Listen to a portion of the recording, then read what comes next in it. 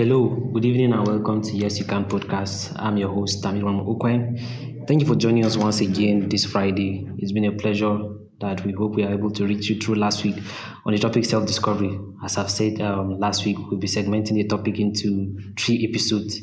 So today with me, I have a very special and important guest, someone who is doing little in the community, and I think it's more important for us. I think it's more important if I give her the opportunity to tell us more on what she know about self-discovery. Last week I was able to talk about some of the 11 steps about self-discovery. So today she'll be telling us on the importance of the journey of self-discovery and more. So I will give her this short time now to introduce herself to us. Good morning, good afternoon, and good evening, everyone. I'm Naphtali, Naomi, Adda, and I'm one of the founder or the pioneer of the Girls Outreach Program 2024. We started this year, and by the grace of God, it's something that has come to stay. So, I'll be talking about the journey of self discovery, why it's important, and also I'll be talking about how the Girls Outreach Program came to existence, and also about myself. Briefly about myself, I'm a foreign level student, biochemistry, Federal University wukari, and I'm also a steward. Most importantly, I love self-sacrifice. I love to serve God's people, and because I know when you serve God's people, you cannot be lost. And also the journey of discovery, sorry. Self-discovery, if it's just talking about you have to discover yourself to fulfill a purpose in this life. And for you to discover yourself, it's not just you have to read books, go to God, and many ways I'll be talking about. Like, okay, if I talk about, for me to bring up a project about this girls outreach program, I guess it's also self-discovery. I looked around the world, like from coming up, I find out that when I see girls messing around with their life, I used to find this pain in my heart. So I know that yes, there's a call for me in that side. What did I do next? I reached out to mentors, I studied myself, I gave myself time to study myself. I made sure that I discover why God is pushing me, is creating pains in my heart whenever I see girls going out there, messing with their lives up. And when I brought about this project, there's something I need to understand. Yeah, there's some people that may not, when you want to discover yourself or you are exploiting your purpose, not everybody will believe it. But then you have to remember that it's for it to no, it's not even a must that people will believe it for it to be true. So when you're discovering yourself, you have to put in mind that you will face so many challenges. But then the reason why this is so important is that you will reach your goal, you will achieve better things. And also self-recoveries can lead to discoveries of potentials. Discover your potentials as as last week I guess we were in grade leaders talking about purpose and potentials to the young girls, and we learned a lot. Potentials and self-discovery they work in line. But then self-discovery has to do with like Naomi, what is it that God has called you for in this world? Naomi, why are you born? Why were you brought to this world? Like, there's a reason why you and I are brought to this world, and you must discover it for you to make impact, for you to explore. You have to discover yourself. And about I think I've touched about what inspired me to the girls outreach program. Yes, the journey was not easy. Okay, let me share this thing with you. I think the for me to put this in for me to to bring for me to bring about this, it has to do with a lot of sacrifice. Let me share a little story. I think when we talk about we are trying to about the distribution of sanitary pads, and then I know that I have to make a sacrifice for others to follow. So the money I was given at home to get all these Indomie, biscuit and the rest as part of my foodstuffs, I did not touch a dime in it. I just fetched the rice at home, fetched the beans and most important things and came to school and then get my toiletries. That's all. I sacrificed because and I came to understand that had it been I did not make that sacrifice, people will have not turned up the way they did. So it's very important you listen to the reason why you are called. And when you discover yourself, let me say, God is directing you to making impact in this aspect of life, like to bring young girls to Him. You don't bother about how it's going to be done. Just give yourself, discover yourself, try to make you discover yourself. One, you make necessary actions. What will I do to fulfill? After you discover yourself, what is the next step to take? After I discovered I have a call in this, the next step I took was to reach out to friends and how are we going to execute this plan. So when I reach out to others, we brought up we discussed on how to execute the plan and then we let it known to the public. The truth is that we received support more than we expected. That's just the truth. So it is very, very important as a believer, as a child of God, as even in the other faiths, it's very important to discover yourself for you to make exploit. And I think we've learned one or two. So, Naomi, I just have a few questions for you. On this, you talk about the importance of self-discovery. So, I would like you to share on us how you really, you have shared about your journey and everything. So, how are you able to meet up with all this mentor and everything? Because, the journey is not really easy for somebody who really want to step into something to help the society. So, how are you able to meet up with the mentors, the sponsorship, and for people to really contribute? Because I have been seeing your posts on Facebook and on WhatsApp. It was really inspiring to see that a lot of people have their mind to give. So, what do you have? What message do you have for people out there who want to give, who want to reach out to people, but they are feeling shy? If I start it, how will I continue if I face a larger crowd? They always have that fear. People always have that fear, as I discussed in the first episode of my podcast, procrastination.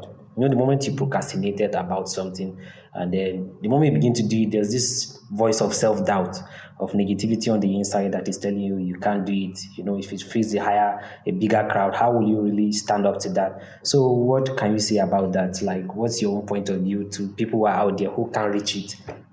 Okay, thank you very much for this wonderful question. What I would say in this is it is very, very important you get a mentor. Very, very important. Because you really need a mentor. Like personally, I have 5 mentors. I have a spiritual mentor, academic mentor, and then I have a mentor that he every aspect of my life I share with him my every aspect. That's Dr. Baninga Mulia, a PhD student in Michigan State University, America, USA. So he's one of my mentors that I discuss everything, but basically I have different mentors in different aspects of life. So about taking a bold step, yes, we are all humans. We have doubts in our hearts, procrastination. This thing came to me last year ending, but I have this fear in my heart. If I bring it up, will people support me? If I bring it up, what will people say? The fear was that I was scared of people not, maybe they might say I want to use the money for my own personal needs and wants. But then I reached out to my mentor. That's why I say it's very important to get a mentor. I reached out to my mentor. I gave him my 2024 plans and goals for the year. He went through it. In the goal, I stated that the outreach will be possible, but I will not share sanitary pads because of financial. I'm not financially buoyant to do it. So he now told me something. Naomi, there are people who are willing. It's just left for you to take a bold step. So I would advise anyone who has discovered himself but has this fear to take a step. You will see how it will turn out to you. Because just when God speaks to you, just take a step. He will fund it. If it has to do with sponsorship, he will fund it. Like right now, I think I've gotten someone like an organization that said they are ready to help in this very project whenever we go short of our target. So I think it's good to take a bold step. Remember, you may not fail, but even if you fail, you shall rise again. Thank you so much. Okay, thank you very much for that wonderful contribution. So, talking about the importance of self-discovery, she have really talked a lot on that. So it's important that she has portrayed a lot of point about her campaign. And then there's something I really like about your campaign from the caption. I think is it sanity is not old fashioned. Something Decency. decency is not old fashioned. Yes. So, what message do you have to the young girls out there who have gone, in the way of on decency, dressing, and manner of life? Like there are a lot of lifestyle, basically even in the university environment. Now, what message do you have for the young girls out there who don't take this aspect of decency in life very important? Okay, when I brought about this outreach, I got questions like, how about those in university? Why am I so specific with those in secondary school? I said, okay, I'm very specific with those in secondary school because we want to stop them before they enter. Catch them But young. That's to catch them young, right? yes, to catch them young. Then about those in university, I also posted. There was a time I posted. It's not too late. You can make it right. You can make things right. You have messed up, but then even if you okay, let me say you find you're a type of person that you find yourself among slave queens that sleep around with married men, even Yahoo boys, just to get material things. Even I know if you said you're a changed person, they will laugh at you, but accept it. Accept it. It's better you take a step now to change, or you're destroying your life. And then when you come and notice it, or you come and discover it might be too late. So take a step today. Accept decency. There are better ways you can be very decent, and then you can slay. Like I can set example. I used to set example with Miss Catherine's with Joyce Iweze, that's Destiny Kid, Deborah Eneche, Destiny Paul Eneche, and the rest. If you see them, they slay in decency. You will never see them dressing indecent, but they still look beautiful. So there's a way you can package yourself, there's a way you can dress, there's a way you can live your life that it will bring glory to God. You don't have to go naked, you don't have to go extra miles for you to look hot, as they said. But then dress decent, live a decent life. Stop being single at home and married in school. Stop it.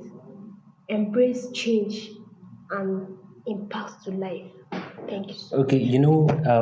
a lot of them now, from what he said, some of them can bring stories like the kind of home I grew from. I don't have supporting parents that can really support me financially.